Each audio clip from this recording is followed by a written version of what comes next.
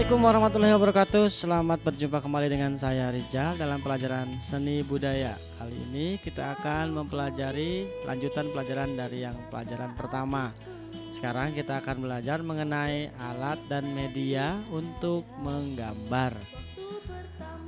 Tetapi sebelum kita belajar, mari kita sama-sama evaluasi pelajaran minggu yang lalu. Pelajaran minggu lalu, setelah saya evaluasi satu persatu, saya ambil garis besarnya. Kalian itu diperintahkan untuk menyimpulkan apa yang kalian pahami, lalu ceritakan kembali ke saya dan kirimkan melalui Telegram. Nah, di situ banyak juga yang masih belum paham atau belum bisa membedakan mana menyimpulkan atau merangkum. Yang saya suruh itu menyimpulkan.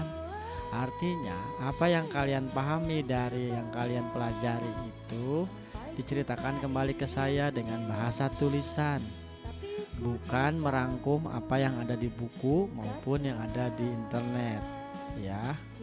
Jadi ke depan kalian harus lagi belajar bagaimana cara menyimpulkan dengan baik.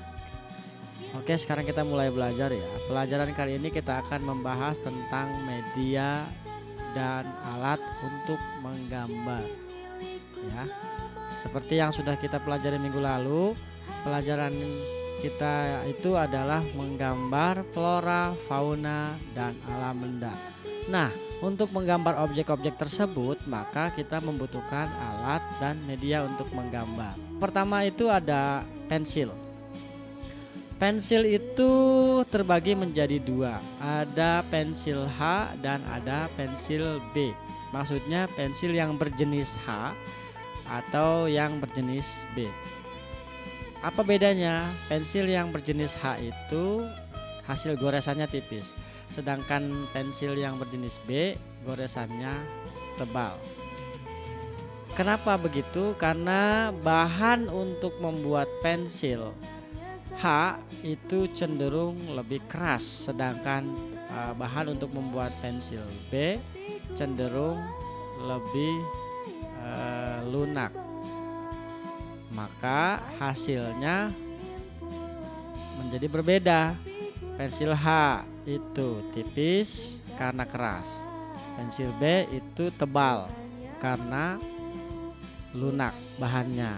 Jadi nanti untuk menggambar disesuaikan dengan kebutuhannya. Nah, itu sangat baik untuk menggambar gelap terang. Bagaimana yang harus digelapkan, bagian mana yang harus diterangkan.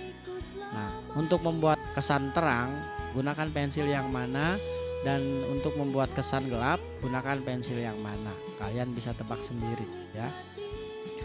Berikutnya ada pensil warna. Pensil warna itu terdiri dari berbagai macam jenis warna yang sudah jadi. Jadi kalian tinggal memilih ketika menggambar nanti, ya, warna apa yang akan kita buat. Jadi tidak perlu mencampur lagi. Tetapi karena bentuk pensil warna ini terbuat dari bahan yang lunak, dia juga bisa dibuat gradasi atau dicampur warnanya, di mixing di atas kertas. Jadi kita goreskan, misalkan di bagian atasnya merah, ke bawahnya kita buat warna hijau. Itu bisa digradasi, ya. Jadi perpindahan warnanya lembut, jadi tidak langsung patah perpindahan warnanya. Berikutnya ada krayon. Krayon itu juga terbagi menjadi dua. Ada yang terbuat dari lilin, itu cenderung sifatnya keras, dan ada juga krayon yang terbuat dari minyak, cenderung bahannya lebih lunak. Yang lunak itu lebih mudah dibuat menjadi gradasi dan dicampur di atas kertas, sedangkan yang keras agak sulit. Tetapi kelemahan yang lunak adalah mudah membuat remahan atau muncul kotoran-kotoran, debu-debu yang dihasilkan dari hasil goresan. Setelah menggoreskan, kita harus sering menyapu atau membersihkannya. Tetapi krayon ini mempunyai sifat yang terang atau cerah. Jadi gambar yang dihasilkan lebih cerah daripada pensil warna ya. Yang berikutnya ada pulpen. Nah, pulpen juga selain untuk menulis juga bisa dijadikan sebagai alat untuk menggambar. Tetapi gambar yang dibuat di sini adalah misalnya seperti arsiran. Kita bisa membuat arsiran dengan kesan terang, juga kita bisa juga membuat arsiran dengan kesan gelap ya. Dan pulpen yang digunakan itu sebaiknya adalah pulpen khusus untuk menggambar. Walaupun pulpen yang biasa bisa digunakan untuk menggambar, tapi sebaiknya kita gunakan pulpen khusus. Nah, yang berikutnya ada media gambar.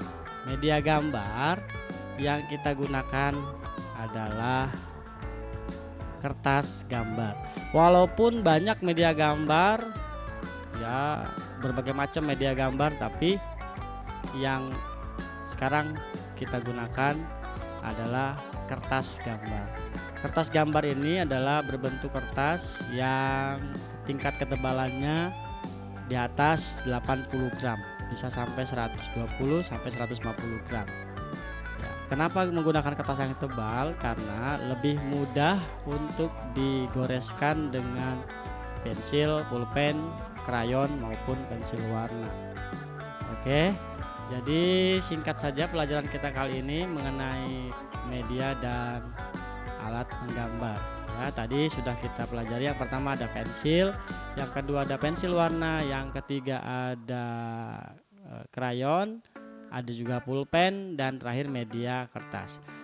Nanti kita akan praktik menggambar flora, fauna, dan alam benda dengan menggunakan media dan alat yang saya jelaskan tadi. Pelajaran kita cukup sampai di sini dulu saja. Nanti kita sambung lagi minggu depan. Tapi nanti di akhir video akan ada pertanyaan yang harus kalian jawab dan jawabannya dikirim ke Telegram saya. Silahkan simak sampai akhir videonya ya. Oke, saya akhiri. Tapi sebelum saya akhiri, kita berdoa dulu. Mudah-mudahan kalian sehat selalu, kita semua sehat selalu ya, panjang umurnya, diberikan umur yang barokah dan manfaat, diberikan rezeki yang barokah juga, rezeki yang berlimpah. Dan kita berdoa mudah-mudahan masa pandemi ini segera berakhir sehingga kita tidak perlu lagi repot-repot belajar online. Ya, saya sudah kangen dengan kalian belajar tatap muka, berinteraksi di kelas dan praktik langsung di lapangan. Oke, sampai ketemu lagi. Kurang lebihnya mohon maaf. Wabillahi taufiq wal hidayah. Assalamualaikum warahmatullahi wabarakatuh.